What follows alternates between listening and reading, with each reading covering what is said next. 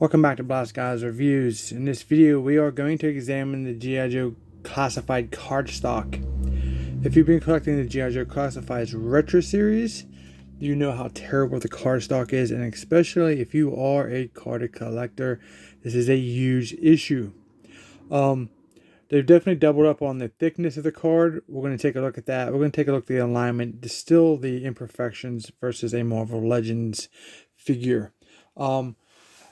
They're definitely pretty cool. The cards are quite large. They are going to take up some massive real estate on your wall. That is one of the issues that I think they need to address. Also, the bubbles being just massive.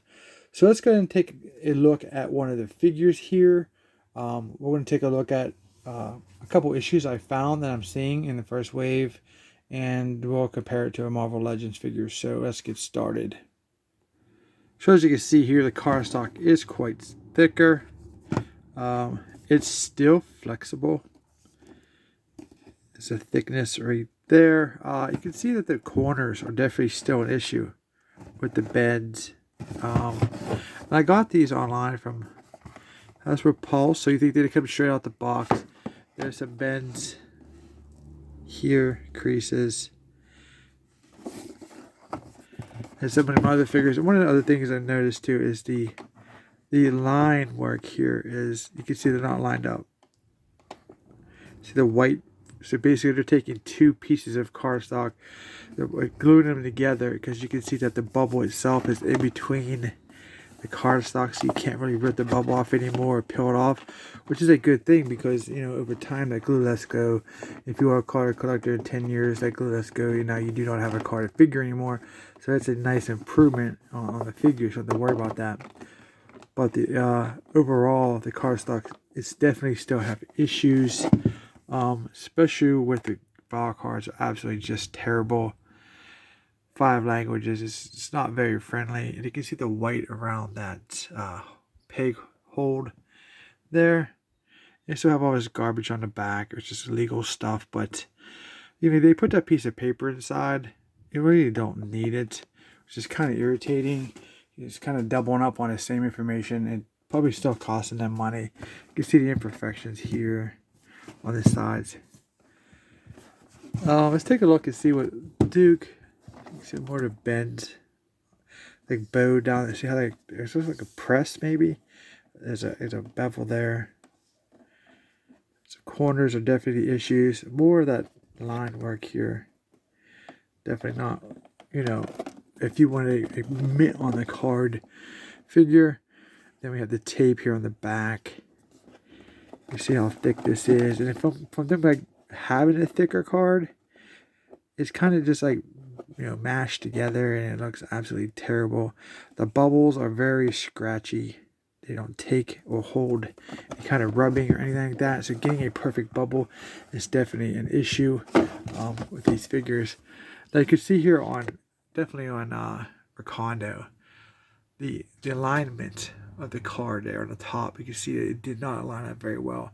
If these are done with a machine, they should be 100% to the proper measurements. And then around the peg hook again on the hem. And definitely the corners are still an issue with Recondo also. So looking at a Marvel Legends card, you can see that the line work isn't an issue. They have that pretty much figured out. I don't know how these are manufactured, but it looks like even with the G.I. Joes here, see if I can turn this around real quick.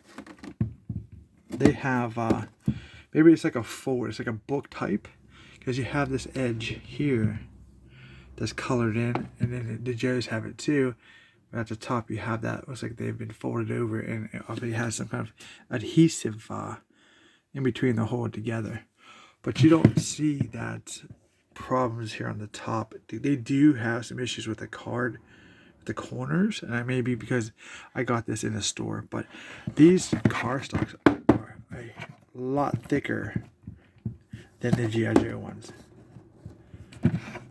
or harder. I don't know if it's the same material, and then you can see the difference in the size, the height. You really don't need to have that massive bubble versus the bubble here on Tombstone. It's pretty good. And then I said over here on the actual side of the be like the page side basically of a book. They are pretty much, glued together. But, and you can see the thickness of the bubbles. Is it really necessary? So the accessories, 6 how far you see the accessories are actually from the packaging. Definitely, they need some work, in my opinion.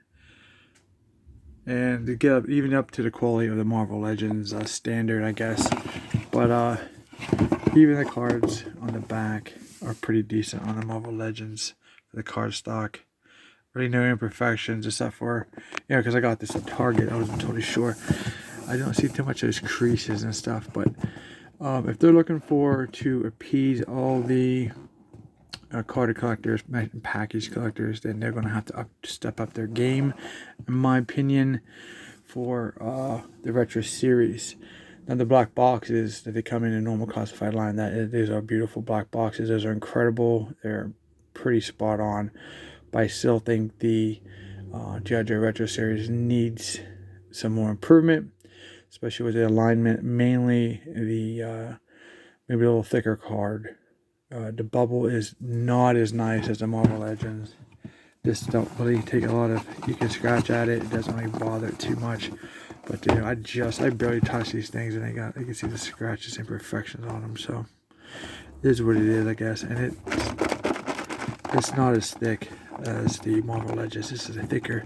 What irritates me about that is that because Hasbro owns G.I. Joe, there's no royalties to be paid like there is for the Marvel Legends to Disney. So yeah, I don't understand why the quality is totally different for the same company makes two different brands. This would definitely last you probably a lifetime here. This Spider-Man and Tombstone versus this G.I. Joe. These bubbles are definitely very, very thin and probably going to be able to crack. But other than that, let me know what you guys think in the comments. I wanted to talk about it because it's kind of it's not much of a concern for me because I don't collect a lot of carded figures, especially with the price points anymore. If I get them on clearance and they're decent, packaging, I'd pick them up just for nostalgic purposes and maybe just to look at them in a package. But if you are 100% collecting on the card, it's going to be very challenging to find a very nice representation, say, of one of your G.I. Joe characters. So let me know what you guys think in the comments. I'm interested in what you guys think. So don't forget to like, share, and subscribe, comment down below. And we'll see you in our next review.